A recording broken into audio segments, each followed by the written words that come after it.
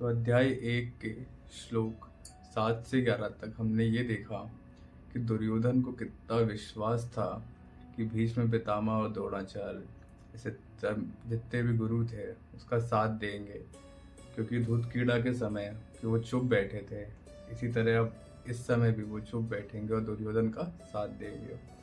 तो 12वां श्लोक गीता का अध्याय 1 का क्या कहता है? तब कुरुवंश के वयोवृद्ध परम प्रतापी एवं वृद्ध पितामह ने सिंह गर्जना की सी ध्वनि करने वाले अपने शंख को उच्च स्वर से बजाया, जिससे दुर्योधन को हर्ष हुआ। इसका तात्पर्य क्या कहता है कि कुरुवंश के वयोवृद्ध पितामह अपने पौत्र दुर्योधन का मनोभाव जान गए और उसके प्रति अपनी स्वाभाविक दयावश उन्होंने उसे प्रसन्न करने के लिए अत्यंत उच्च स्वर से अपना शंख बजाया, जो उनकी सिंह के सामने समान स्थिति के अनुरूप था। अप्रत्यक्ष रूप से शंख के द्वारा प्रतीकात्मक ढंग से उन्होंने अपने हताश पौत्र दुर्योधन को बता दिया कि उन्हें युद्ध में विजय की आशा नहीं है, क्योंकि दूसरे पक्ष में साक्षात भगवान श्री कृष्ण हैं। फिर भी युद्ध का मार्गदर्शन करना उनका कर्तव्य था और इस संबंध में वे कोई कसर नहीं रखेंगे। 13वां श्लोक कहता है, तत्पश्चात शंख नगाड़े बिगुल तुरही तथा सींग सहसा एक साथ बज उठे।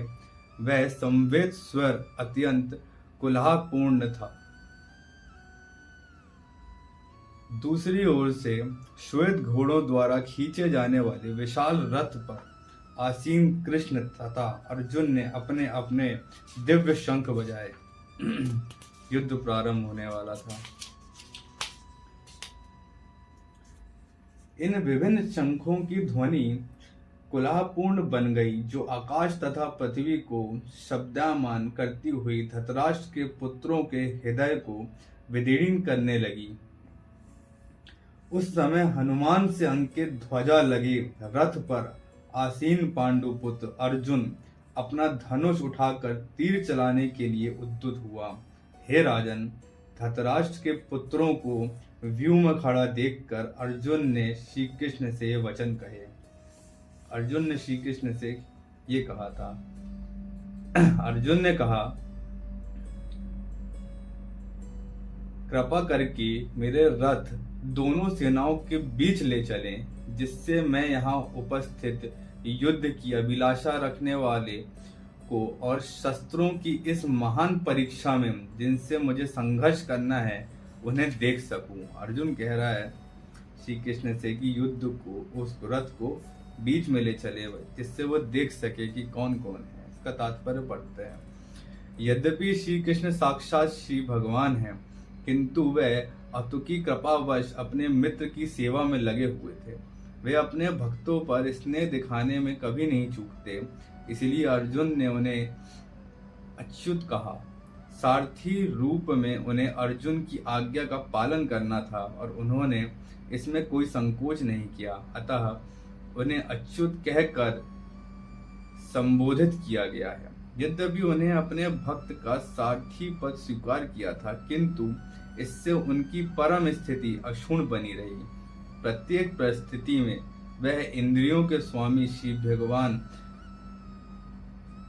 हैं।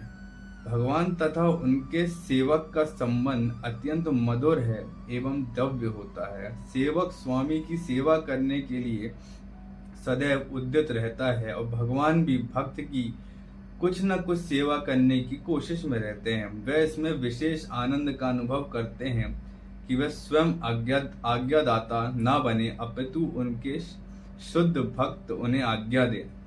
चूंकि वे स्वामी हैं, अतः सभी लोग उनके आज्ञा पालक हैं और उनके ऊपर उनके आज्ञा देने वाला कोई नहीं है। किंतु जब वे देखते हैं कि उनका शुद्ध भक्त आज्ञा दे रहा है, तो उन्हें दिव्य आनंद मिलता है। और यद्यपि वे समस्त परिस्थितियों में अच्युत रहने वाले हैं, भगवान का शुद्ध भक्त होने के कारण अर्जुन को अपने बंधु बांधवों से युद्ध करने की तनकी भी इच्छा नहीं थी। किंतु दुर्योधन द्वारा शांतिपूर्ण समझौता न करके हठ धर्मिता पर उतारू होने के कारण उसे युद्ध भूमि में आना पड़ा। अतः वह जानने के लिए अत्यंत उत्सुक था कि युद्ध भूमि में कौन कौन से अग्रणी व्यक्ति उपस्थित हैं। यद्यपि युद्ध भूमि में शांति प्रयासों का कोई प्रश्न नहीं उठता, तो वह उन्हें फिर से देखना चाह रहा था, और वह देखना चाह रहा था कि वह इसे अवांछित युद्ध पर किस हद तक तुले हुए हैं।